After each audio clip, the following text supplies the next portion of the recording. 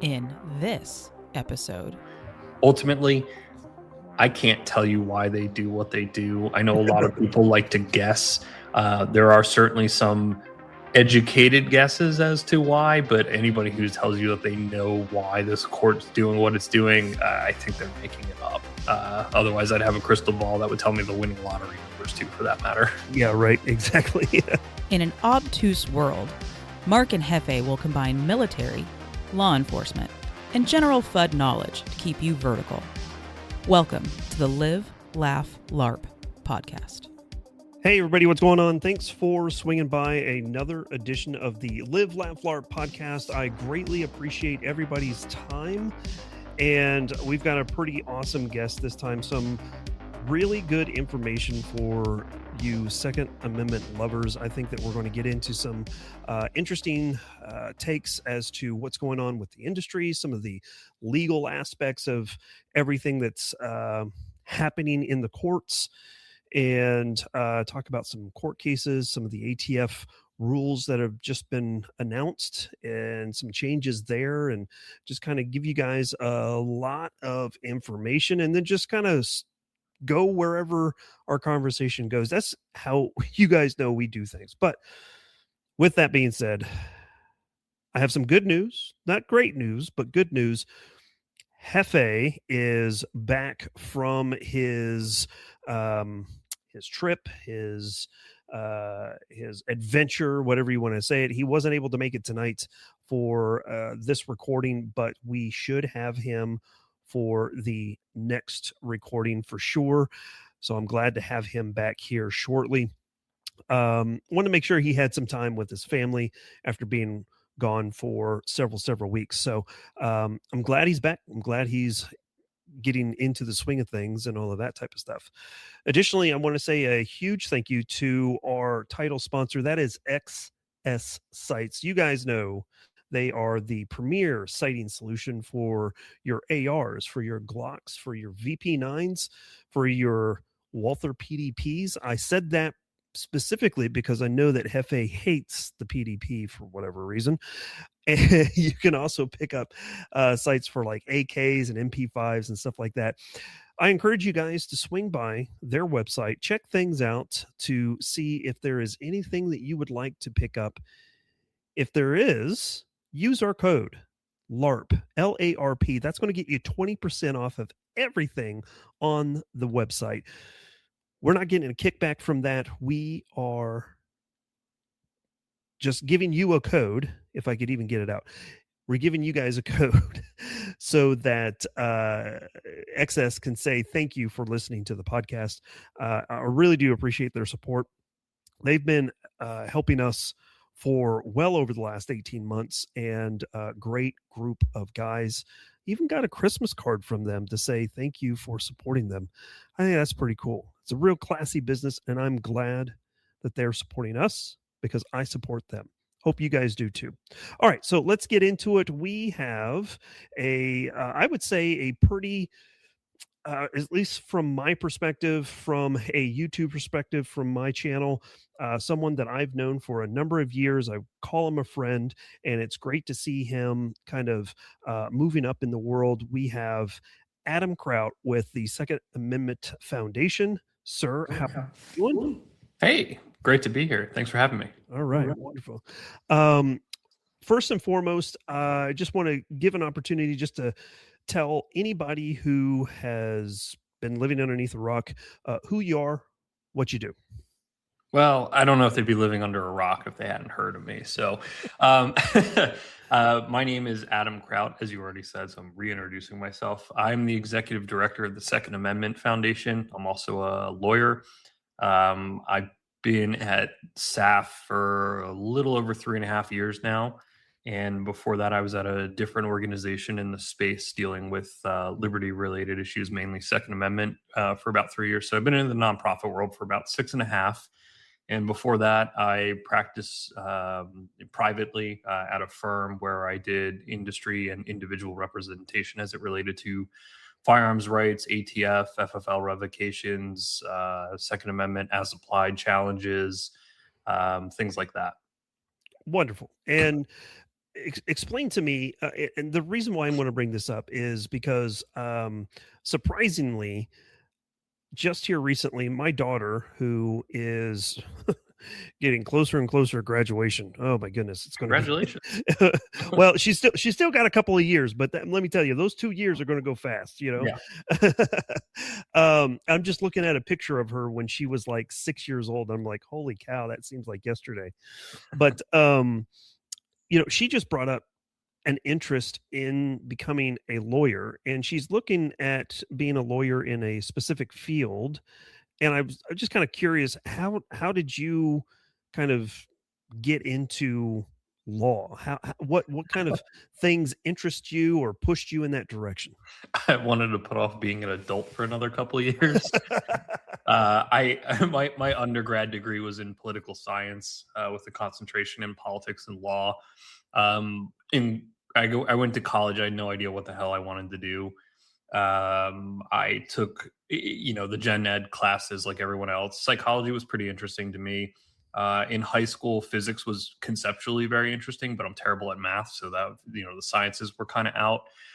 But when I took the con law classes, or poli sci classes, I did some con law ones as an elective, and I had a professor that was probably the toughest professor I had. Not probably, definitely in college. She actually made you work for it, which I resented in part at the time, but also appreciated. But the con law classes, for whatever reason, I found to be very interesting. So I took, I don't know, it was probably like 4 or 5 classes with that professor total. I was a teaching assistant for her as well. We did legal research in the school's library with back when you still had to open up books to find cases instead of using like Lexis or Westlaw. I took a year off when I got done college. I was at that point. I don't think I was still working at a restaurant as a server. I think I was working at a landscape company that was owned by one of my old scoutmasters. And I was kind of looking at like, well, what other degree can I get? Like, what the hell am I going to do with a poli-sci degree? So it ended up kind of just being between an MBA and going to law school, and I chose law school. So I went as a night student for 4 years, worked during the day. About 3/4 of the way through, so night school was a 4-year program instead of the 3-year like the day students. Okay. I switched jobs. I took a pay cut, and at that time, we're not talking a lot of money between the two, but I went from working at a landscape company to I went to a local gun shop and started to cast bullets in the back. And within about a month, I ended up kind of managing the place. So I got some firsthand experience there in the gun industry, if you will. And around that time, I started going like, well, I'm going to be graduating law school. I should probably get an internship, something I hadn't done for my entire time. So at around that time, back in like 2013 or so, when there was a Pennsylvania gun forum that was pretty active, I kept seeing this one lawyer's name mentioned. And I looked him up. He was about an hour away. So I sent an email saying, hey, I'm in law school, going into my last year, looking for an internship. I see you do firearms law. I like guns. I don't know what the hell I'm going to do with this law degree. I know I don't want to be a general practitioner, and I don't want to be a litigator. And so I was able to get myself into an internship at that firm, which ended up being a job for 5 years where I did litigation, oddly enough, the thing I didn't want to do. So it was kind of, I guess some of the backstory. My dad and uncle were lawyers. They had a general practice in town where they did wills, estates, real estate settlements, things like that. And so I was familiar with some of the areas of law. It was never anything that I grew up aspiring to be. It was just kind of, some pushing from my dad, what am I going to do with a poli-sci degree? And then I somehow married a very personal interest of mine to a job, which became a career. Outstanding. And early on, working in this internship, what were some of the cases that you remember the most that kind of said, you know what, this is the correct path that I'm on? Was there anything that comes to mind? Not really. I mean, I think at the time I was going up there 1 or maybe 2 days a week. And my boss was dealing with everything from advising people as to whether or not they were prohibited persons, to suing various municipalities across the state, to dealing with federal issues like ATF compliance, FFL revocations, things like that. So he'd give me research and other things to do for him, which I'd bring back. And it was just kind of, I think, again, I had a personal interest in that stuff, and particularly the right itself, and kind of seeing how he was helping shape that in Pennsylvania. Like, he was and still is the guy in PA that you call if you have a firearms related issue. He built that practice area out from scratch. The firm itself was built on work comp and disability. And I remember a conversation with him where I kind of asked him, well, how did you get into this? And he said it was a personal interest. He told his dad that's what he was going to do. It was his dad's firm. His dad apparently kind of laughed at him and said, yeah, like, you can go play in that area, but that's not going to be a major revenue stream. And he sure proved his dad wrong in that. So it was, I think it was just kind of marrying a personal interest with a pathway forward in part in the very beginning, because I didn't really have anything else that appealed to me. I didn't want to do divorce. I didn't want to do, property settlement. I didn't want to go attempt to work at some big firm and have no life. And seeing the impact we were having and helping people was pretty cool. And then early on, handled some FFL revocation related things.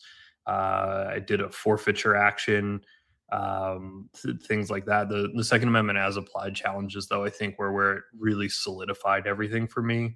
There was an individual who was convicted of, I believe it was making a false statement as it related to a window tint exception here in Pennsylvania.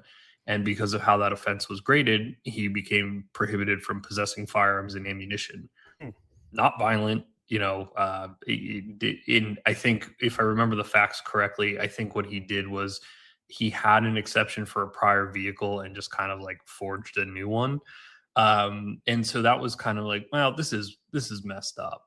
And then seeing how ATF at the time was dealing with FFLs and revoking licenses for violations that were pretty immaterial as far as like their ability to do the law enforcement function. Like somebody filling out the 4473 wrong and the FFL not catching it, and they put, their county and country or country and county, like stupid things like that.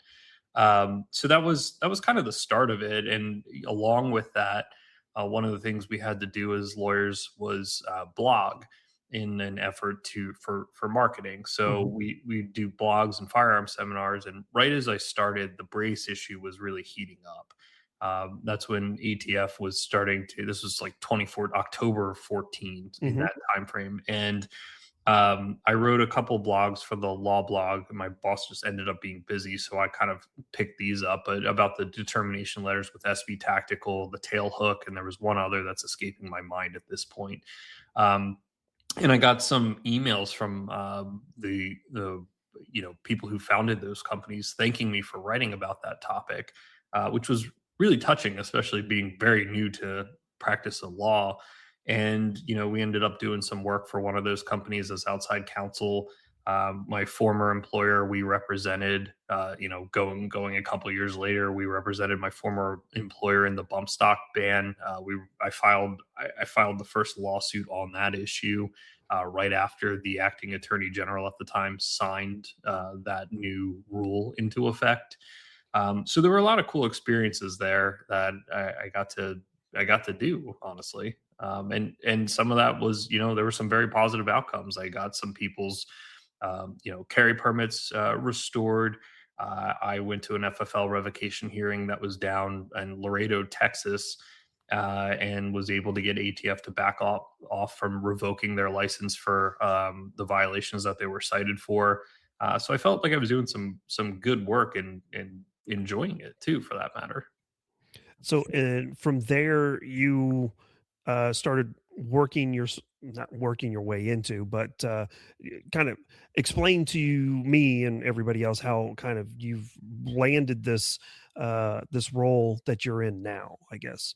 Yeah, so I mean, as I mentioned, I worked as outside counsel for the employer that I previously worked for, and around 2019, they asked me to come work for them. I said, "Okay, what's that look like?" And I didn't get a very clear picture, so kind of shied away from it. And about 6 months later, they came back and said, "Hey, we've got this vision to build this thing being a law policy center." And I said, "That sounds really cool. I want in." I left the firm, went to work there for 3 years, where I started as the director of legal strategy. I left as the vice president of programs in 2022. Candidly, didn't really have a plan when I left. And I made a few phone calls when I walked out the door. One of those was to Alan Gottlieb, who founded the Second Amendment Foundation. And it wasn't, "Hey, do you have a job?" It was just simply like, "I'm no longer here. It was great working with you. I hope we can do it again in the future." I went backpacking for 2 weeks, and during that time, I got a few phone calls, emails, and texts from both he and his wife, who also worked here. And I sat down with them at the gun rights policy conference that was in September that I had already agreed to speak at. So I flew out to give my talk. We sat down after the event, and I asked a bunch of questions and told them basically, like, I'm interested in one of two things. I either want to run a business at this point, or I want to, be in leadership in an organization where I have some say and eventually run one, which turned into me starting here in November of 22. It's been a wild ride ever since. Yeah, I can imagine. I'm almost certain that there is no lack of things coming up right now. Off air, we were just kind of chatting up some of the different topics that we wanted to cover, and you mentioned that there were how many different cases open right now that you guys are involved in? SAF has over 50 active lawsuits.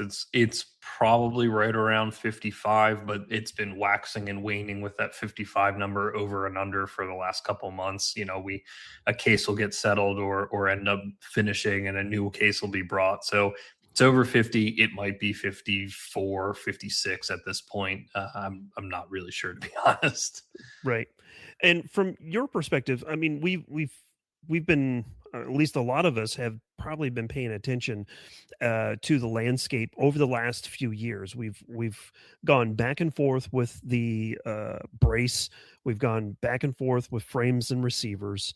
I would imagine there's probably going to be some issues coming up with FRTs in the future. I can only imagine people challenging that piece of it. But of the 50 plus um, cases that are out there, what are the ones that you find the most interesting? Not necessarily these are the most important ones, but the ones that, from maybe a technical standpoint, these are the most interesting to you. Um, that's a great question as I try to buy myself some time here. I, I I'd be hard pressed to tell you. I think they're all interesting in their own different and unique ways, and I'll give you a few examples. So, um, we have cases that deal with everything from assault weapons bans and magazine capacity limits to 18 to 20, whether it's purchase, carry, possession, to sensitive places that have now popped up post Bruin, and a number of other things in between, like advertising. We have a Fourth Amendment search and seizure case up in search case up in New Hampshire with a high schooler who made a comment about having a firearm in his glove box over the weekend. Never claimed he had it at school. Never said he brought it to school property, which ended up with his vehicle being searched. And some more nuanced things we've done over my time here, and that the org has done before, like things dealing with public housing and a flat ban in public housing or public assistance housing for firearms possession. I think they're all kind of unique in a lot of ways. Like, if you look at the assault weapons bans and magazine capacity bans, on its face, it's a big issue, number one. Number two, it goes directly to a question that the Supreme Court hasn't really given a clear answer on, as far as like what arms are protected. They've said common arms, but the lower courts still find a way to somehow carve these out. So things like that, or 18 to 20-year-olds. Well, at 18, do your constitutional rights vest in full? Well, we don't say, like, as far as the First Amendment's concerned or the Fourth Amendment, it doesn't. But for some reason, the Second Amendment states are saying that, nah, you don't quite get that full gambit. Mhm. And you compare that to the First Amendment, where people under the age of 18, like school students, have First Amendment rights in school. It might not be the full gamut of them, but they have some. And then you go to things like carry. Well, when we were talking about sensitive places, it's weird how when you weren't able to, or when states weren't forced to issue permits based on an objective test, those who had permits, all these places were fine. And now all of a sudden we're like, hold on a second. So really what it is at bottom is a way to prevent people from carrying, because if you make enough places off limits, who's going to want to jump through all the hoops or go from, safe spot to safe spot. So they're all interesting in a unique way, I'd say. I think more broadly, and maybe I'll segue away from your question for a moment here to kind of just describe something a little different. When we're talking about the kinds of cases being litigated, I think right now there's three kind of main buckets: the who of the Second Amendment, the what of the Second Amendment, and the where of the Second Amendment. The who being like, what types of people are protected? So are 18 to 20-year-olds protected by the Second Amendment? Are nonviolent misdemeanors, do they have Second Amendment rights? The what being, hardware type things. So like, are assault weapons and, magazines that hold more than 10 rounds constitutionally protected? And then the where being, of course, like, well, where can you actually exercise it? Are sensitive places constitutional as far as states have spelled them out, or are they much more limited than what they've put into law? So I think there's a lot of interesting questions, and unfortunately, while it's academically interesting, realistically, it's also an exercise in trying to prevent people's constitutional rights from being deprived over the entire United States. So, while you're answering that question, it leads me to a question that I've been meaning to ask anybody who has an understanding of this. Is there are several different assault weapon cases that are open right now. Is there a specific reason why the SCOTUS hasn't listened or had a case brought to them just to kind of seal that for once and all? Is there not enough standing? Is there not a good enough case, or is it still kind of having to work through the lower courts before it gets up to SCOTUS? For which kind of case?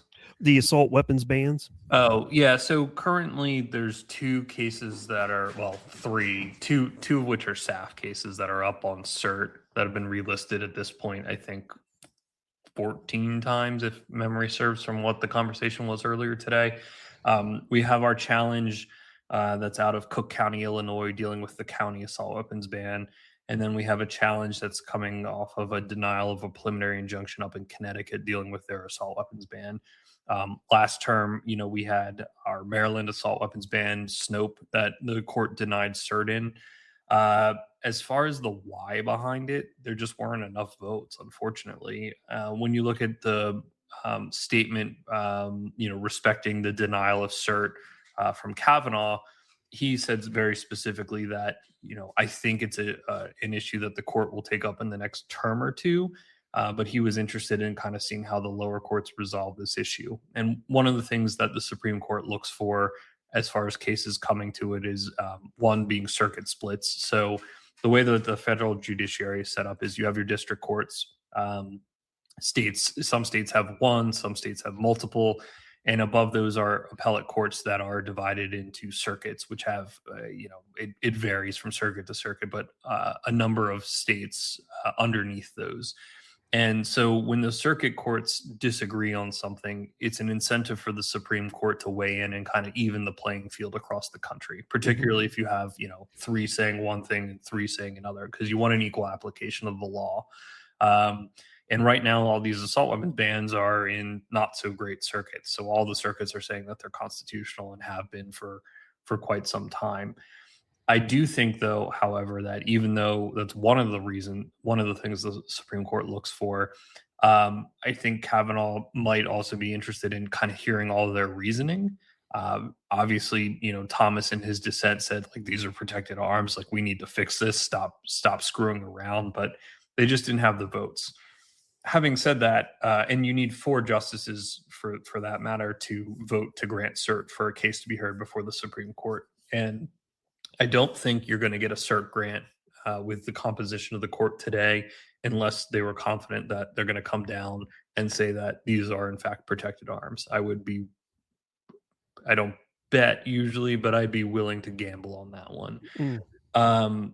But I think, having said that, the two cases that we have in front of the Supreme Court now, I'm not sure what they're going to do with it. Them being relisted as many times means one of two things: either they're arguing about it to figure out if they're going to grant cert, or somebody's writing something, most likely, or they might be doing a per curiam opinion, just saying that, like, yeah, these are protected arms. Lower courts, go back and fix this. Having said that, there are some other cases that are headed that direction that we're also involved in that might be a little bit more of an attractive vehicle for the Supreme Court. You look at the Illinois assault weapons ban. It also has a magazine capacity ban in there. It has a trial record. So there might be they might be waiting for a vehicle that they feel is better to address the issue. Ultimately, I can't tell you why they do what they do. I know a lot of people like to guess. There are certainly some educated guesses as to why, but anybody who tells you that they know why this court's doing what it's doing, I think they're making it up. Otherwise, I'd have a crystal ball that would tell me the winning lottery numbers too, for that matter. Yeah, right. Exactly. I've been telling my girlfriend that's something that we need to figure out, is that crystal ball, so we can just go ahead and buy up all the land we possibly can in Wyoming and get the hell out of here. so, one of the things that I did skip over here, and I want to kind of circle back to, but with the Second Amendment Foundation, or SAF, this is a nonprofit organization that, correct me if I'm wrong, does rely on donations from members or anybody who's looking to donate. Is that correct? Yep. Yep. Yeah, we operate on donations from individuals. We do have a corporate partner program, but when you look at our income, like over 90% of our operating capital comes from individuals, not the corporate side. Yep. And this is a piece that I have mentioned several times in a lot of my previous videos on my YouTube channel, is some of these organizations, such as yourself, and there's a couple other organizations out there that's really putting in the yeoman's work in fighting a lot of these cases, because there's a lot of people who are, I would say, probably a little black-pilled when it comes to shall we say, one of the larger organizations out there. I'm sure you guys know who I'm talking about, but SAF and some of these other smaller grassroots programs, or companies, or not companies, but nonprofits, are the ones that are really doing the fighting in the trenches. So I just wanted to take an opportunity to say, if you guys are interested in helping in the fight, obviously SAF is one of the many organizations that I would recommend. Adam, is there anything that you would like to throw in there as far as what they can do for either donations or any type of grassroots efforts that they might be able to get involved in? Yeah, I think there's two things that I'd mention. One, we're a 501c3. So unlike the other organizations that you may be thinking of, as far as the one that comes to mind, donations to SAF are tax deductible.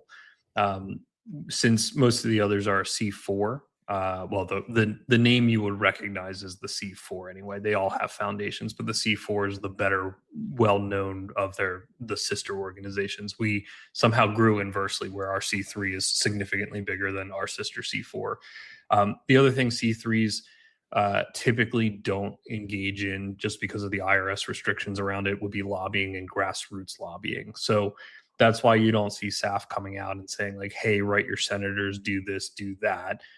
There's a number of restrictions from IRS as to how C3s can go do that. It requires a lot of tracking and internal things that we just currently aren't set up to do based on the size of our organization. I think a lot of people, you see a national org and you think, man, they got to have a lot of people working there to do all that work. With admin staff, I've got 12 people. And that includes like people, opening, answering phones and responding to emails. So the staff is very small here at SAF. We're not a big entity in that regard. So we just currently, aren't set up to be able to do that. So I would also just kind of flag that as one of the differences, because we hear it all the time, like, why aren't you doing this? And well, I mean, we could, but we would require a lot more time that we don't have with all the litigation and other things we're doing. As far as the donation part of it or joining as a member, the easiest way to do that is to head on over to the website. That would be saf.org for Second Amendment Foundation. And there are two buttons up on the right, either join or donate. We would love whichever you chose to do. And while you're on the website, you can also check out all of our cases. They each have a case page. There's a link to the docket if you want to see any of the filings.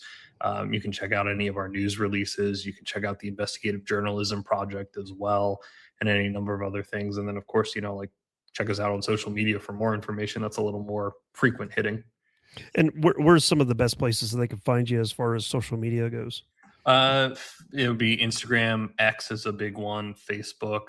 We're working on building out our YouTube channel. That's a very slow progress, again, just because of time. But those would be the main three, I'd say. X is probably going to be the most active, and Instagram and Facebook right behind it.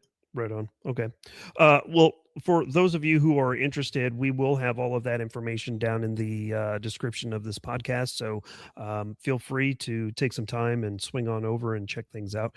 Again, I would highly recommend donating. There are a number of different organizations that I donate. That's not only SAF, but a few others. And there's organizations locally within your jurisdictions that also could be looking to could use some help as well. So definitely look in and around your local areas. So moving on, we've talked about some of the cases. We've talked about how the circuit courts flow into bigger cases with the Supreme Court. But one of the big things that has come out here recently is the ATF announcing the 4 new proposed rules that they are going to, well, they're in comment period right now, and then they hope to have that written into their regulations. How, from your perspective, have you had a chance to kind of cut through all of those and get an understanding of what they're trying to do?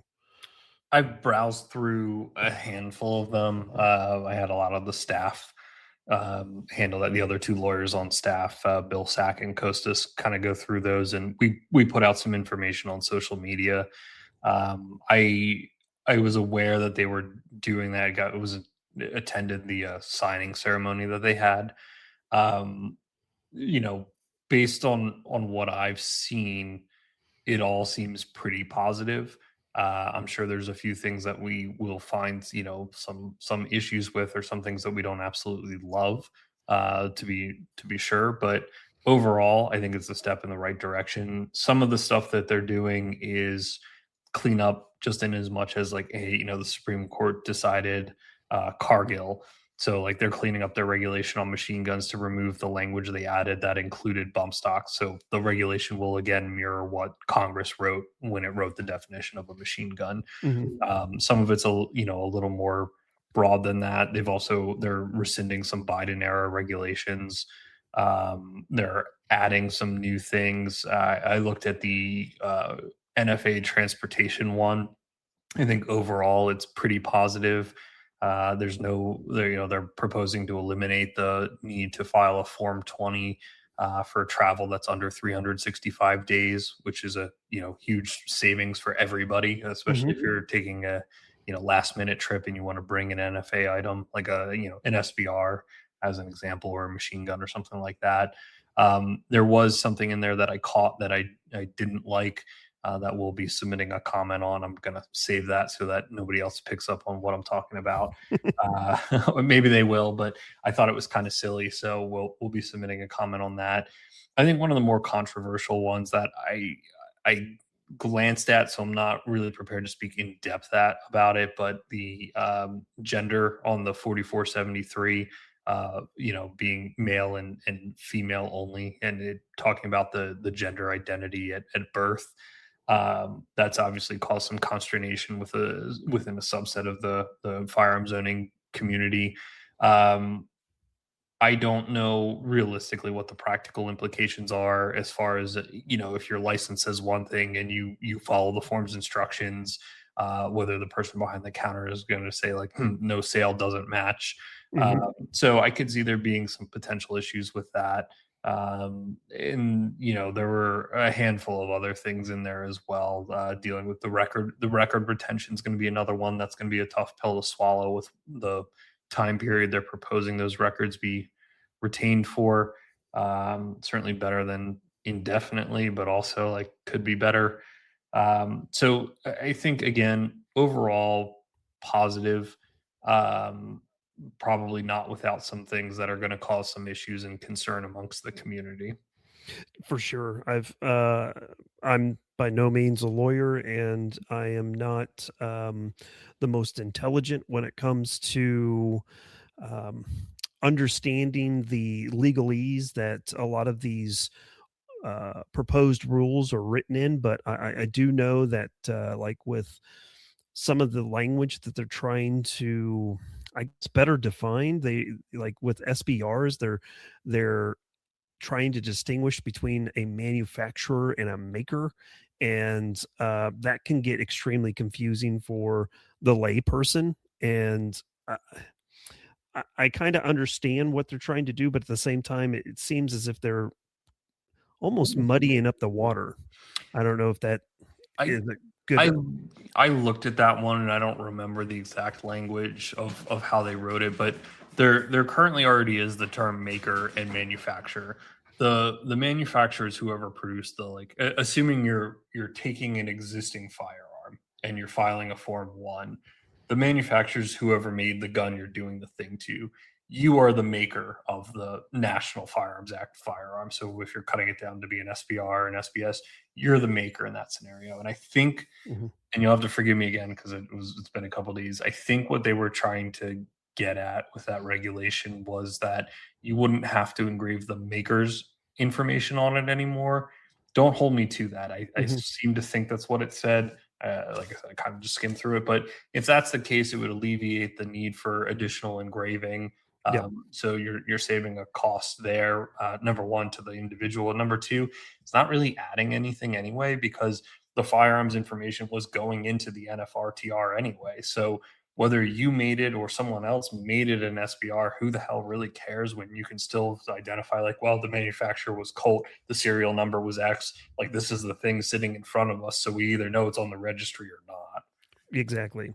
It just seems like the bureaucrat's going to bureaucrat. It's what it seems like it's been like for so long. But from your take, you it's good to hear. I think it's refreshing that we are seeing possibly a step in the right direction. Unfortunately, I've been so uh, traumatized, I guess, that it's like when someone moves their hand too fast, you kind of flinch at this point, So it's Yeah. I'm cautiously optimistic at this point. I think that's fine. I mean, I know the gentleman who wrote the new regulations. He's a gun guy. He also does work for the federal government and he does work at ATF. So there's only so far he can go. I think the biggest complaint from people is going to be along the lines of it doesn't go far enough. You got to remember also that the regulations have to comport with the law. So everybody's, well, why don't they just get rid of the NFA? Well, they can't because Congress needs to do that. Exactly.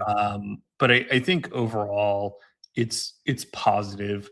And I think, to that end, like the Trump administration certainly isn't perfect, but to say that they're not the best administration on gun rights that, in our lifetimes, I think is just not quite there. Have they done some things that aren't great?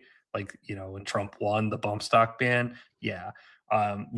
Defending laws that we may not agree with, yeah, they also have a duty to defend the laws of the United States. But I think overall, if you look at the civil rights division and the lawsuits that they brought against like L.A. for excessive wait times and Colorado for its mag ban and assault weapons ban, And you look at the other changes of things that they're doing that are positive. I mean, they're good. You can't really argue with that with a straight face anyway. Exactly. Again, we live in a society now where obviously the the news is constant and we're just trying to pick apart each and every single minute decision. And while I have my own personal grievances with the Trump administration, I will say that of late, I have seen things move in a better direction. I'm not going to say it's going to be great or anything like that, but it has moved in a better direction. The question then comes to, well, what happens in 2-ish years when the other side takes control of the executive branch? How easy is it going to be to flip these new proposed rules on their head? Is that something that we should be concerned about? Little dismayed to hear you think that the executive branch in 2028 is automatically a given to the other side, but I mean, uh, at this point, who knows? yeah, I understand where you're coming from. Um, that's fair. Some of these things, again, like the regulations that are just altering or the rules that are just altering the regulations to comport with court decisions or what the law itself says, I don't think are really going to get touched. I think you're probably going to see a handful of lawsuits from the anti-gun crowd about some of these things. I don't know what basis they're going to bring them on, but I wouldn't be surprised. And then, of course, yeah, I mean that's the problem with executive action.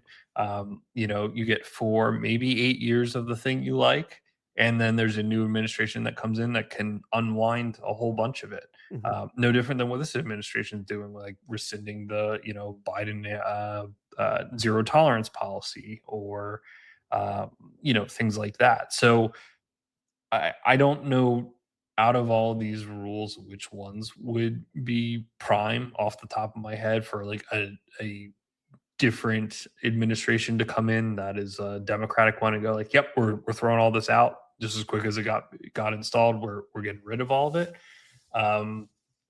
But it is a risk, and ultimately, part of the problem with the administrative state is that it's kind of in some ways taking over for Congress, which has been a complaint for years. And then, of course, you have the Supreme Court come down with its decision recently, saying that the deference that was given under Chevron is improper. But it is a problem, and ultimately, like, you want something that's a lasting effect. You need one of two things: you need Congress to pass a law, or you need a court decision. And we've seen how both of those work, how well both of those work. Congress doesn't want to do its job, and seemingly the lower courts want to ignore what the Supreme Court has been very clear about. Exactly. And that's one of the things that has also been extremely frustrating is to watch Congress kind of bumble their way through. I mean, we have for the it's going to get on my soapbox here, but we for the most part we have a quote unquote control of all three branches of government, and nothing is getting done. It seems like it's probably a little bit more of my black pill mentality at the moment, but it just seems like there's could be so much more that we could do. And I don't know if is it just gridlock at this point from a legislative standpoint that people just keep on attaching amendments to certain things and they just get thrown out, or how do you feel when it comes to that? Well, you got to remember the way the Senate's comprised is a roadblock in and of itself. But Mhm. you have Republicans that are not on board with some of the things that are going on too. So while they may be a Republican, they may not be on board with whatever the thing in front of them is, which is a problem. And seemingly, Republicans like to fight amongst themselves far more than Democrats do when there's a chance to get things done and pass things. I it is a fascinating kind of juxtaposition where you have all this hard talk when the Democrats are in charge, and then the time comes to be able to like pass stuff, and they don't. Mhm. The one thing that I've been thinking about recently is the Second Amendment. It seems for whatever reason it's extremely controversial, and obviously at this point you can more or less say that if somebody's a Republican, they're probably pro Second Amendment. Maybe not to the extent people would like, but they're probably pro gun. And if they're a Democrat, they're probably anti-gun, at least at the national political level. Mhm. But we're talking about a constitutional right. Why is it so controversial? Exactly.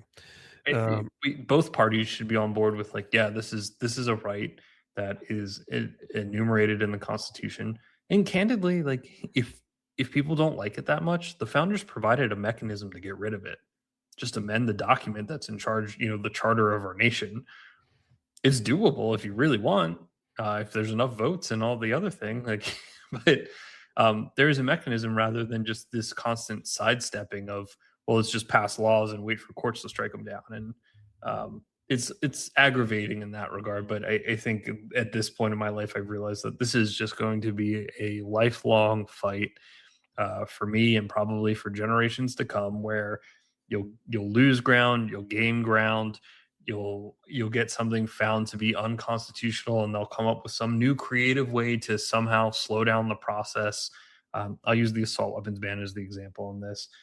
Mark my words, I would bet on this that if the Supreme Court finds that assault weapons are protected arms, they're going to do exactly what Colorado did, where it went from being a flat ban they were considering to you just need a purchase permit and training. Mm-hmm. They're going to find ways to price people out or make the process the punishment so that people don't bother. Which is interesting because that's just going to be another fight as well. Is okay, where is the permit for me to say what I want or go to the church that I want? There isn't one. So why is there one for the second most important amendment to the Constitution? And to me, gun rights and abortion, and I know that that's a real touchy subject for a lot of people as well, but both of those ends up being topics that I honestly believe that congressmen, both representatives and senators, have no interest in solving because it allows them an opportunity to get reelected. It's like, hey, if you don't elect me, the thing that you care about the most, whether it be guns or the environment or abortion or whatever the case may be, my opponent's going to come in here and flip it for the opposite direction that you want to go. And so they do just enough to kind of keep you on that hook, but not enough. This is what we got to do. We're going to pass this law to make it finalized, because then they don't have that crutch to lean back on. That's kind of how I see it. Which is, one of those pieces that just drives me absolutely insane. I think there's probably something to that. And, these people are elected to be, at the end of the day, public servants. Mm-hmm. And when you, particularly at the federal level, when you look, this is getting way off topic, but when you look at people's net worth, with what their salaries are and how much they're worth when they walk into office versus 2-3 years in, like, it is unfortunate. I think really going back to the premise that we're talking about a constitutional right, it really shouldn't be that controversial. And I don't think, for that matter, anybody who's sitting on the side of the fence that we're sitting on, saying that, this is a right, I should have access to these, my neighbor should have access to these, that doesn't make us any less concerned about criminal acts where death is involved. But you're talking about the overt act of an individual who made a conscious decision to cause harm, not an inanimate object causing harm. Mm-hmm. And I think I think it really raises a question. You said a moment ago about solving those things is kind of not of interest because they can campaign on it, or my opponent will do this thing that scares you, and if Mhm. you elect me, I'll prevent it. Yep. um but I think there's a much bigger question that it's I don't have the answer, to be very clear, but I think it's one nobody wants to address, is like, how have we in society gotten so far where shooting someone for stepping on your shoes is like fine.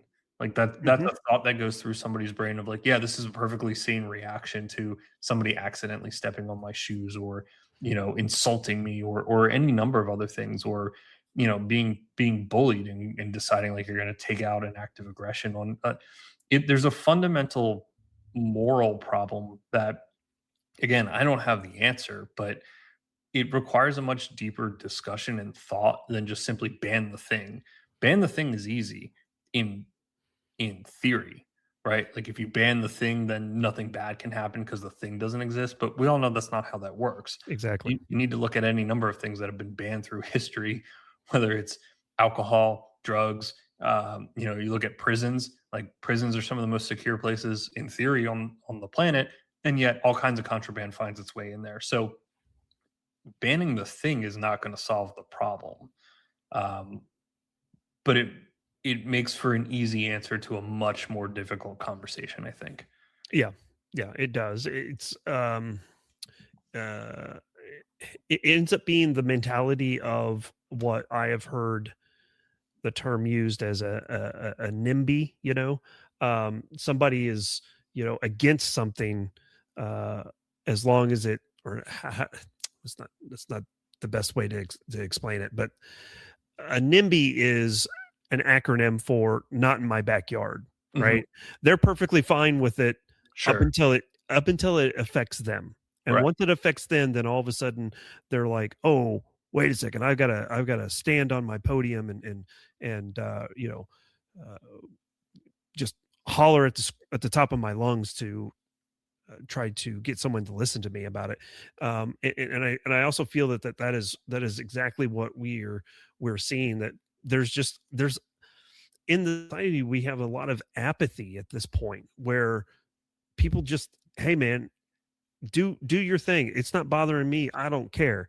We have all of these issues in Chicago. I hate to bring up Chicago because that's such a low hanging fruit, but um there's a lot of gang violence up there, and every any given weekend there's going to be possibly up to a dozen murders, and nobody cares because that's Chicago, that's their problem.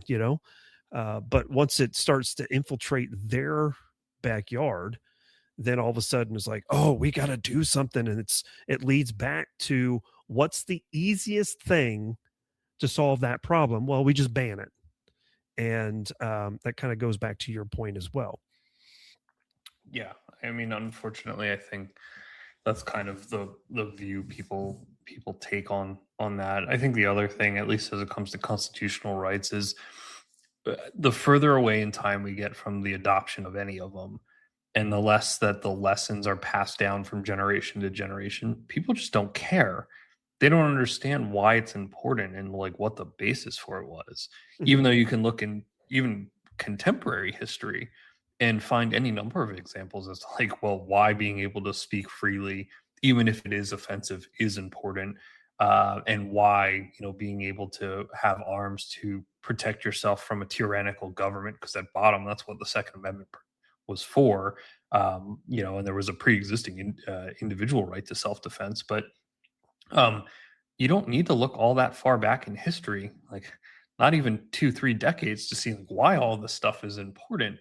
And I think that's one of the major failures of society in kind of passing those lessons down. And I'm not saying society in the sense of like public school should be teaching it. I think there's a whole other host of issues there, although they should be teaching it. But like parents to children and grandparents to grandchildren. But I think today people are more concerned with like, do I have AC, and is what's on Netflix this week, than they care about a bigger um, a bigger thing that is certainly more grand in its idea and longevity than the immediate thing in front of you that'll placate you or keep you happy. Absolutely. I mean, there's, I'm pretty sure that most people have seen the movie Fight Club, and Tyler Durden has a line in it that says, you know, we're the middle kids of history. You know, we don't have a great war. We don't have these things that, and at this point I'm paraphrasing, but basically he's saying that we don't have these massive sacrifices that we've had to struggle through, like our grandparents or even our great grandparents had to. And we are just living off, you know, a fattened cow. And the struggles that we have end up being more high school drama than anything else, you Mhm. know. Yeah. So The stuff we all thought we left behind when we turned 18 and moved on with our lives, or whatever, however old you were when you graduated high school. yeah, exactly. You know, so it's interesting to, you know, I see my son is, you know, in his, he's getting into his later 20s at this point, and you know, the struggles that he's having to deal with are not necessarily any different than what I was going through at his same age, but by by the time I was my son's age now, I had already spent 2 years overseas, one of which was in an active combat zone, you know? And, you know, I know there's a lot of people that are listening to this podcast that have experienced something similar, but these younger generations are not going to know that. You know, they're, you know, it's not it's not so far in history that, you know, you could have been drafted to go overseas and fight in a war that you may not necessarily agree with. um, we don't know that. I doubt that my kids will see that, and if they do, I'll be very interested to see how that turns out, you know. Yeah. Ah, not well, I think, unfortunately. Yeah. But yeah, I think your point is spot on, in as much as, like, the struggles don't necessarily change the standard of living, or I guess struggles in as much as, like, the things you're dealing with as you grow and mature, and go from 18 to 24, and like 24 to 28. I think for most people those are probably consistent over time as far as the battles they're dealing with, Hmm. but the manner in which their experiences is certainly different, whether it's temporally, like as far as war going on, or just comfort of life or quality of life. I think some of those are probably a little less consistent.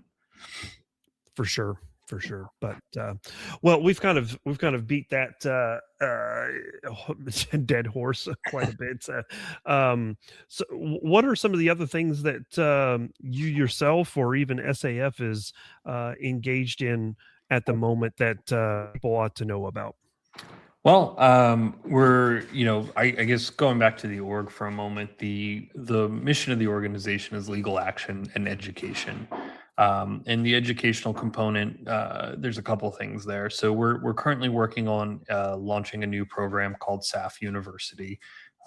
Currently filming it, so hopefully, after this podcast is done in the next couple months, hopefully in the next month or so, it'll start to trickle out.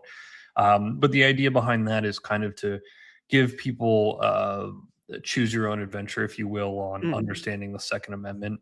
I think one of the things that people struggle with, particularly in today's day and age, where information is hitting you. Honestly, if you're sitting through this podcast and you've made it this almost hour in, mhm, congratulations, you have an attention span. That's amazing, mm. because people are being hit with, they're getting shorts down to 10 seconds, because that's how long people's attention is kept for. And if you don't capture them in the first second and a half, they're gone already, which is absolutely insane. I remember, I'll get back to the education thing in a second, but I remember an anecdote somebody gave me was that back when people would watch network television, teachers would teach in segments that were as long as the show was, before a commercial hit, because that's what people have been trained to do as far as attention span. So If you're still with me, congratulations, because I think I went over the 10-second short there at this point. But anyway, so part of the org's mission is education. So we're working to fulfill that in a new way, in video content, in something that I think is of personal interest to me. Having done YouTube educational content before. One of the other things that the organization does is we do host the annual gun rights policy conference. It's 41st year in doing that. The Gun Rights Policy Conference, or GRPC, is a gathering of lawyers, scholars, activists, politicians. It's a day and a half of speakers that are really the people that are at the forefront of either shaping the Second Amendment right or attempting to restore it. Be it people who are involved in state level politics or state groups as activists, the politicians who are writing some of the laws and getting good bills passed, the lawyers that are litigating the cases. So that's one of the ways we fulfill that educational mission, is gathering people for that event. Gives people an opportunity to meet some of those people that they might not otherwise have the opportunity to meet face to face, ask questions, have conversations, network, things like that. So this year it'll be at the end of September in Dallas. And if you're listening and you're around, love for you to join us. Yeah, awesome. Awesome. And then how about you personally? I mean, what are some of the things obviously you are engaged in quite a busy day, each and every single day. I'm sure there's something new that's popping up. Well, what are you doing to kind of decompress and take a step away, or just kind of help with your mental health? I need to plan a vacation for this year. I haven't done that yet. Since I started here, I haven't been very good about that. I used to take 2 weeks a year and go backpacking and hit national parks and just get away from it all. I went, not last year, 2 years ago. I went up to the office for a few days, did some work, and then from there I drove on up to the Olympics and went for, I think, 5 days on a backpacking trip by myself. That's what I would like to do again this year. It's just been hard to kind of carving out the time is my fault and solely my fault. But I haven't sat down to do that. So I need to do that. So I have some ideas in mind of something I might want to do later this summer to get away for a week, and then I'll probably find another week to figure out how to do. I got things around my house I got to do. Joys of living in a home that you rent from the bank, I guess. Yeah, for sure. I feel that as well. There's one of the things that I'm working on is, I've got property out in Wyoming, and just last October I was able to get one of those like shedominiums, delivered onto the property. So Yeah. I've got a nice dry place to rest my head in the evenings if I make it out there. But just there's tons of projects out there, and finding the time to get out there and do stuff like that is more challenging than I had it initially expected. It's making the time. It's not finding it. It's straight up just carving it out of your schedule. I've got the same, obviously I have the same problem. Like I was at an event. I don't know if it was last year. It might have been like very early spring last year, where I did some fly fishing, and it was the second time I'd gone fly fishing. This was kind of like a little. We toured a trout hatchery, and then there was an hour or two of fly fishing after that. And you know what? I kind of like this, so I came home. There are actually some fly shops near me, and Pennsylvania, I found out, has some of the best fly fishing in the United States, apparently, for trout anyway. So I bought some used gear because I wasn't going to spend all the money on new stuff if I didn't get into it. I got out like twice last year. I caught some very tiny fish. I've been out once this year. So it's one of those things where like I just need to make the time and say, like, Tuesday morning I'm going fly fishing for 2 hours, and like I'm just not around. Same with pheasant hunting. I have two German short-haired pointers. It was my one guy's first season this year. I got him out a couple times. I think I went out 4 times total. That was it. Unfortunately, I didn't see a single frickin' bird until the last day. I was out there. He was running through the field and he spooked one. He didn't even smell it, so he didn't bump it. But he spooked one. It flew up. I didn't shoot it because I'm not rewarding him for freaking out a bird. But that was something the year before I was out, several times a week going pheasant hunting with my other dog. So um, just one of those things again that I need to kind of find time for it. The only thing I kind of do on a regular basis is I live near my gun club, Mm. and we do night shoots. So I Oh get yeah. out to those pretty frequently.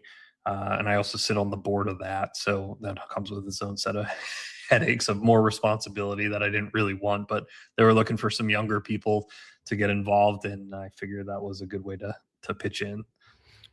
It is. It really is. I joined the board for a local range here. It's a local outdoor kind of state funded range, and I- I'm I'm not necessarily happy where it is at the moment. But they did do some of the same things of bringing some of the younger.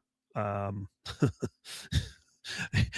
I say younger, but I'm pushing 50. I'm But pushing 40. yeah, I'll be there this year. yeah. So, um, but like before myself and some of the other guys joined in over the last couple of years, I would probably say the average age was probably about 64. Of the individuals on the board. So bringing us in. And doing small little steps to kind of open that range up a little bit more, like NRL 22 competitions. That's not that big of a thing. A lot of people don't really know about these competitions, but they're super fun. They teach you a lot about reading wind and understanding dope on a rifle and how Yeah. to properly hold over your reticle and stuff like that. And um, I would say probably 4 years ago, this range would have never allowed something like that. But this kind of quote unquote young blood coming in and kind of really being energized to run these types of competitions, I think has changed their mind. So that's one of the things that I encourage people to do is obviously look in your local areas to find ways to improve it as far as gun rights goes. Yeah, I mean, I think getting involved in your community at large is just a good principle generally, and not enough people do it anymore. This whole idea of community has kind of fallen apart. I think we continue to isolate ourselves through technology in a lot of ways. Like nobody wants to have a conversation in person anymore. Nobody, all these social clubs that used to exist, like the VFW and the Elks and things like that. Their memberships are all declining, and with gun clubs. So I used to live near a trap club. It was like 15 minutes from where I was. And so I started shooting trap a whole bunch because it was far easier to do that than it was to go to the range and like shoot pistol or shoot rifle. I could run out in an afternoon, be there in 10 minutes and, shoot a couple rounds and come home and get back to work. And, I had been there years before I started doing this. And at that time, it was a bunch of old dudes who did not want outsiders there. They looked at me like I had 8 heads and they did not want me there. And I went back kind of begrudgingly, but I was like, I'll give it a shot again. And it had changed significantly. And it was an older gentleman who was the president, but he had done a very good job of bringing new people in, bringing younger shooters, bringing families in. And so he, being there so frequently, I became friendly with him, and he asked me to run for the board there, which I did, and I sat on the board of a trap club for a year. Something had you told me that 5 years ago, I would have laughed at you like you were out of your mind. But Right. um, and being able to help kind of continue to foster that club in a direction where it was getting more members and getting younger members and other people involved in shooting sports was great.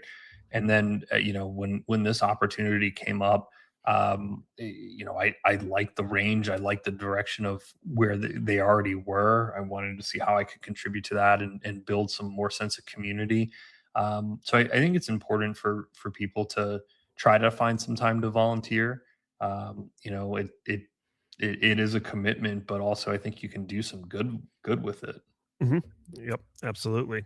And that's another piece that you mentioned there is trap. We have a skeet trap range not too far away from my house. I mean, probably not even a 10-minute drive. And that is something that that is a huge gap for me for sure is being able to shoot clays or even birds with a Mhm. shotgun. Um, uh, I don't know how I end up missing um, ducks as they're coming in when I'm out. But one of the things that I will say that I'm extremely impressed by is out of her own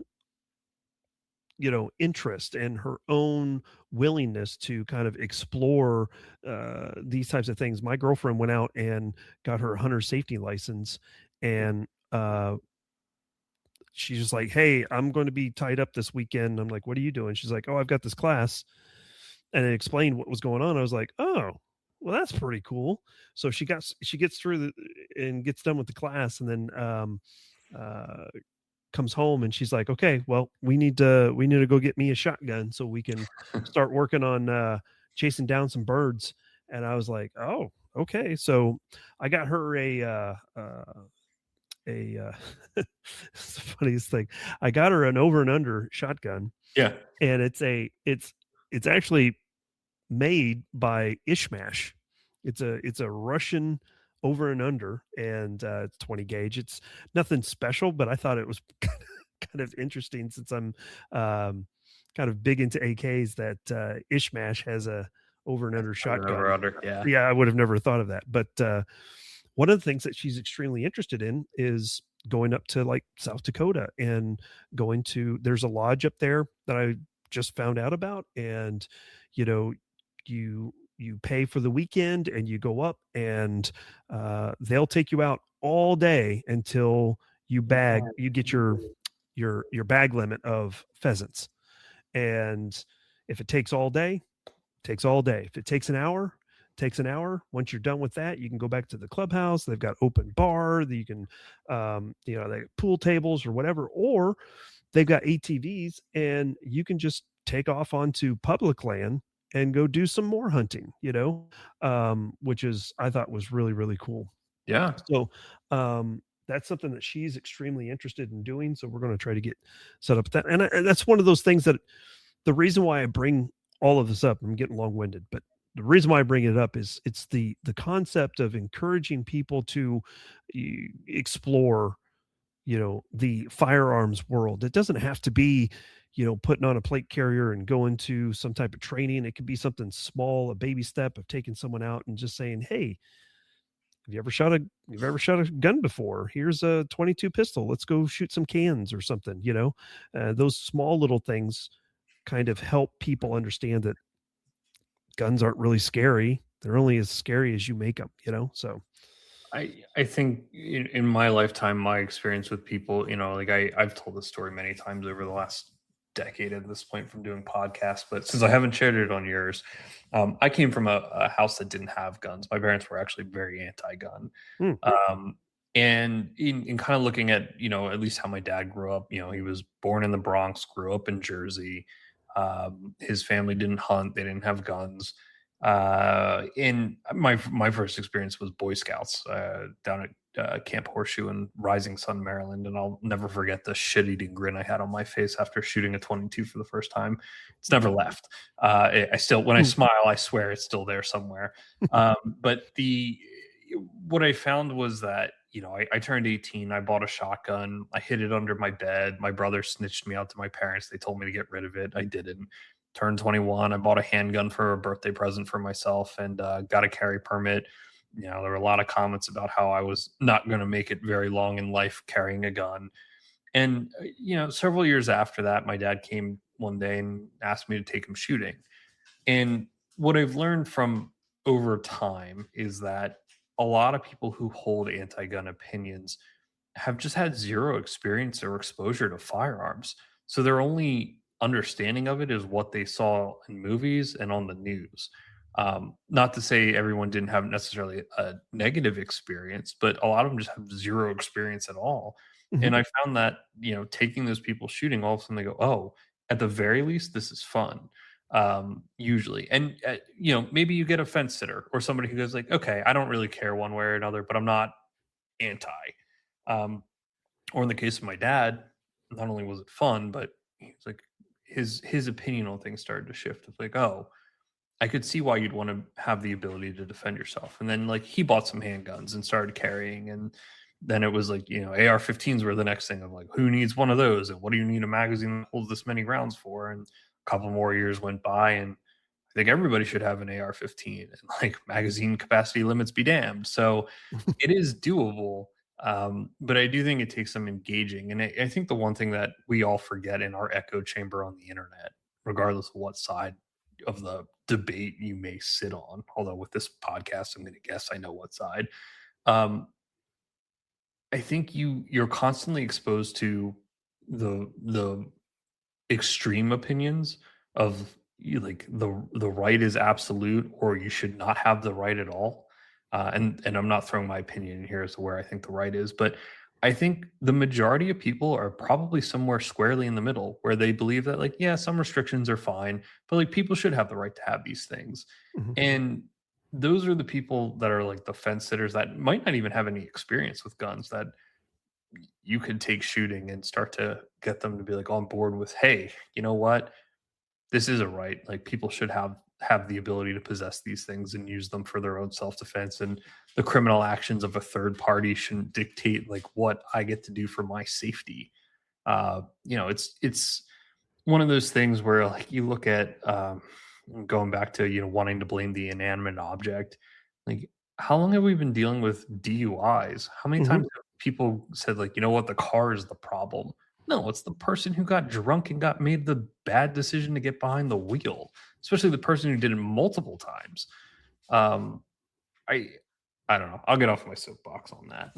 No, no, that's a perfect example. I've used that in actual debates here. I live in a college town, and uh, every once in a while I get invited to sit in on a, a debate or whatever, and at the end they'll ask questions, and you know it's so fun to be able to say, okay, if laws are in place to restrict people's ability to hurt other people and people are still getting hurt, who's at fault at that point? So DUIs are a perfect example. Is the car to blame? Because if the car isn't to blame, then obviously we have a gap in the ability, of people to be able to legally own firearms, and that's that gap is trying to get those people to understand that that's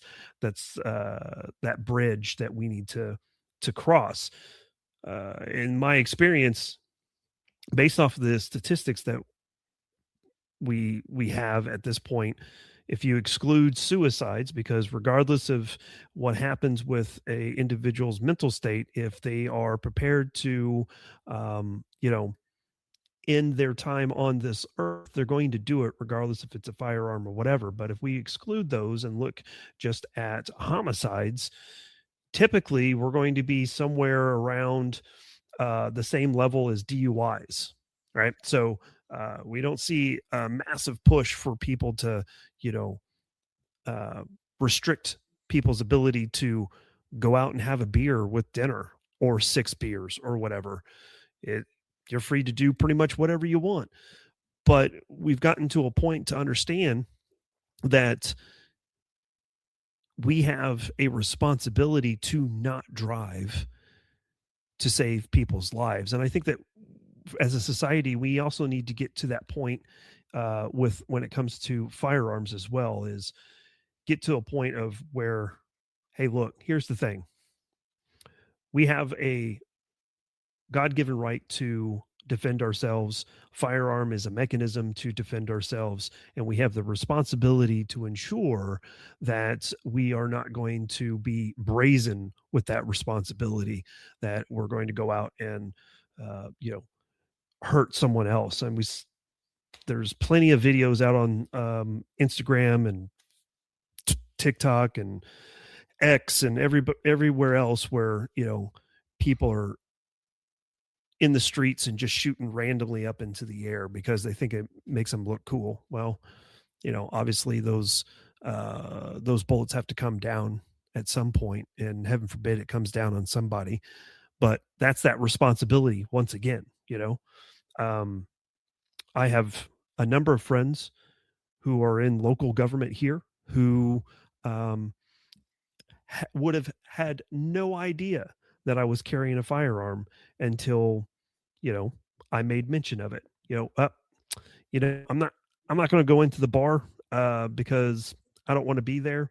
And like, oh, why is that? And I'm like, well, I've got some things on me that I don't feel like I should take in there, and I'm just going to leave it at that. And they're like, oh, are you carrying? And I was like, yep. Mm-hmm. And I don't need to be here, so I'm going to go home. You guys have fun.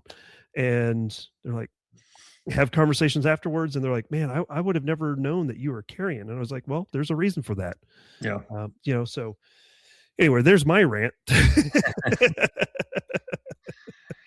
Well, I think at the end of the day, a lot of it does come down to personal responsibility, and laws generally serve two purposes: one being deterrence, the other punishment after the fact.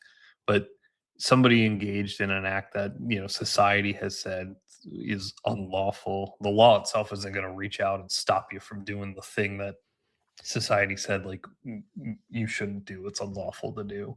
Mm-hmm. And I think that personal responsibility aspect, I think, is a big leap for a lot of people. They want to feel that they don't need responsibility in all these things, and I'd much rather err on the side of dangerous liberty than nanny state. Yeah, absolutely. And I think that I think if people, if parents just started spanking their kids more, yeah, I was whipped. I mean, literally whipped. It was when I was growing up. It was go out into the backyard. Back in my day, is go out in the backyard and find a switch. Oh man!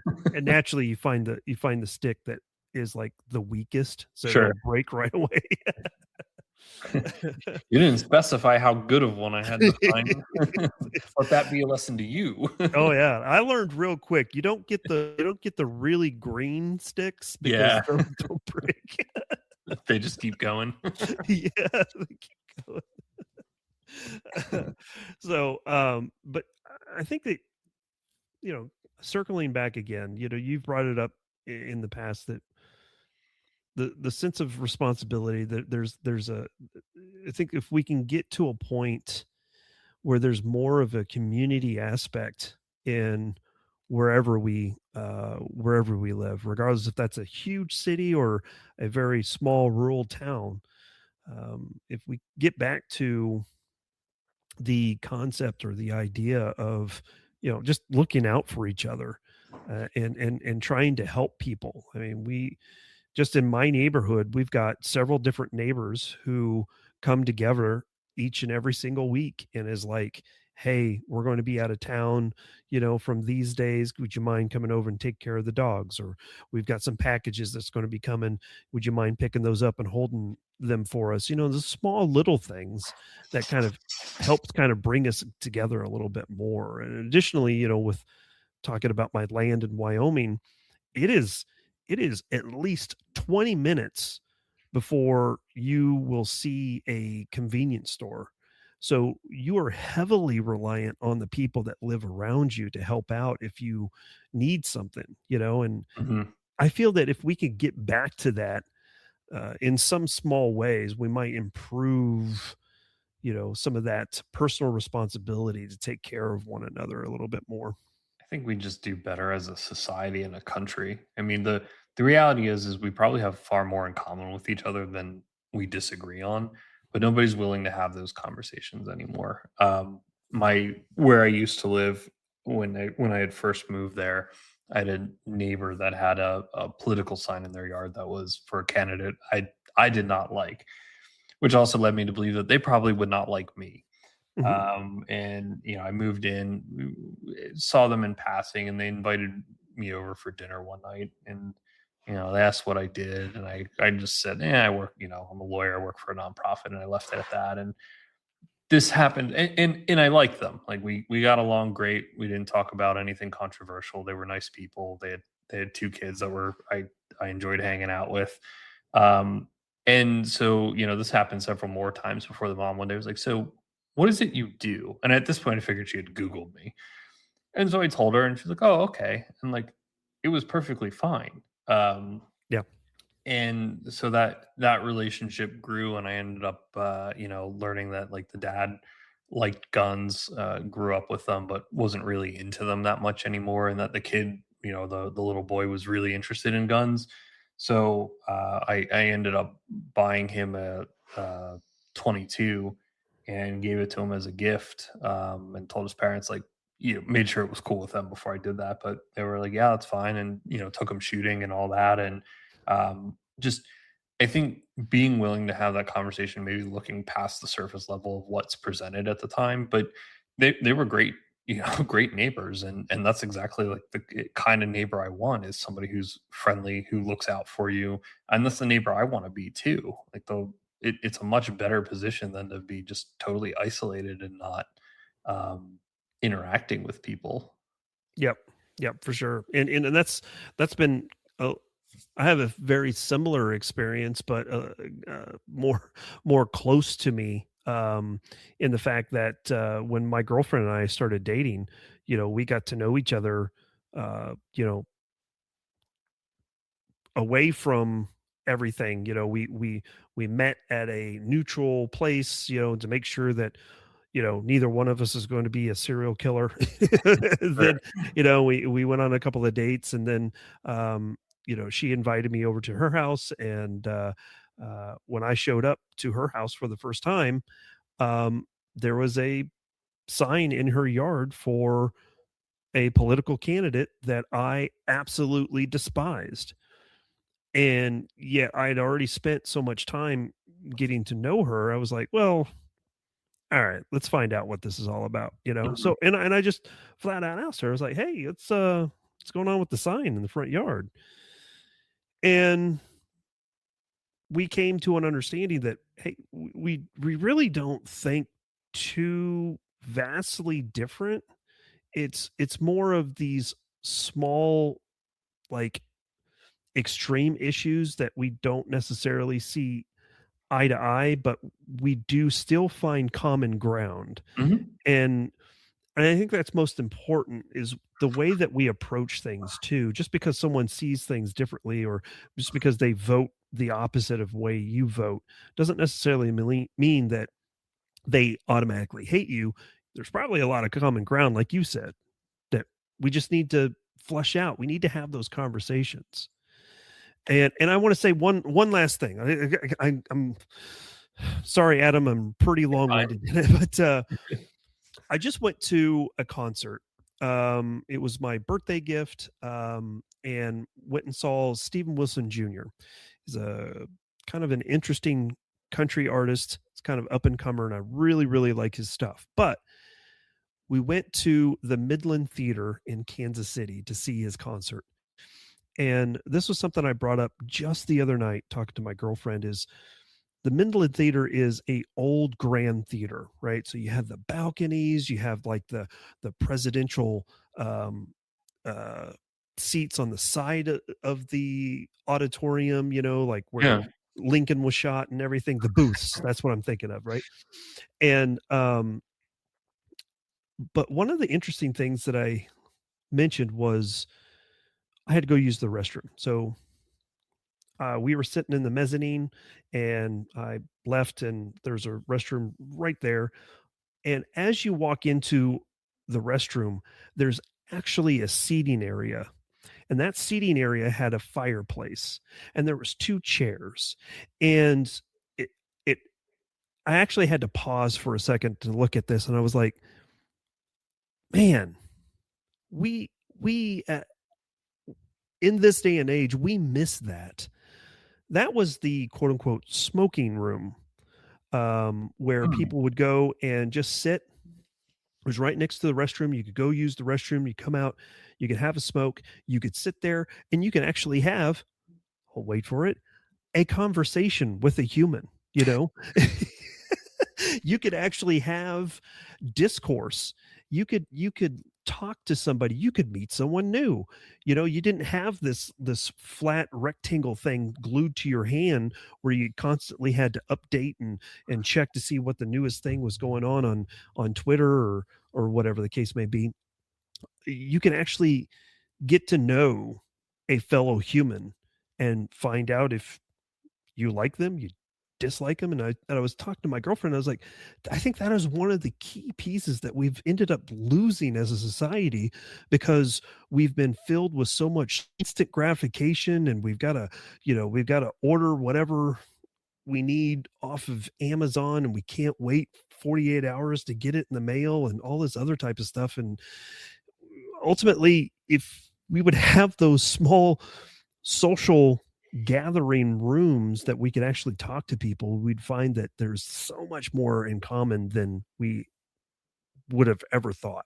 So that was that small little thing that I took away from that concert. The concert was great, but the biggest thing, it was like, man, I miss these sitting rooms, these smoking rooms, as they would call them. Yeah. I think that in today's day and age, if you had those and you took people's phones away, like a third of the population would be able to function. But Oh yeah. your point's well taken. I do think that is a key piece that's kind of missing, is that everybody is glued to their phones all the time. Yeah. There's no, whether it's dinner, even simple as going, how many times do you go out and see a whole family just glued to their phones at a restaurant, Yeah. not even interacting with each other. It's an unfortunate thing.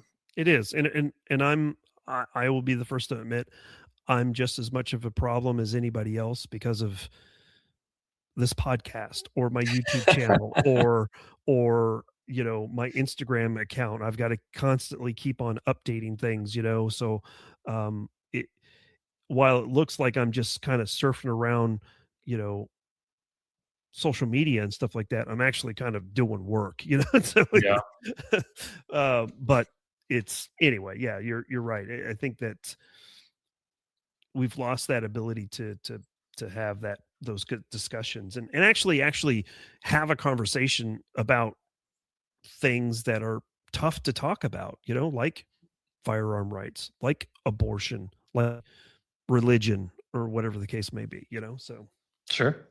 politics. So anyway, we're right at that 90-minute mark. I know that, Adam, you are extremely busy, and I don't want to keep you very much longer. But I just wanted to give you an opportunity. Number one is to again let everybody know where they can find you, ways that they can help out, and then if you've got any folksy wisdom that you'd like to bestow on us, thought of the day, a good dad joke or anything like that, this is your time to do it. All right. So head on over to saf.org. That's for Second Amendment Foundation.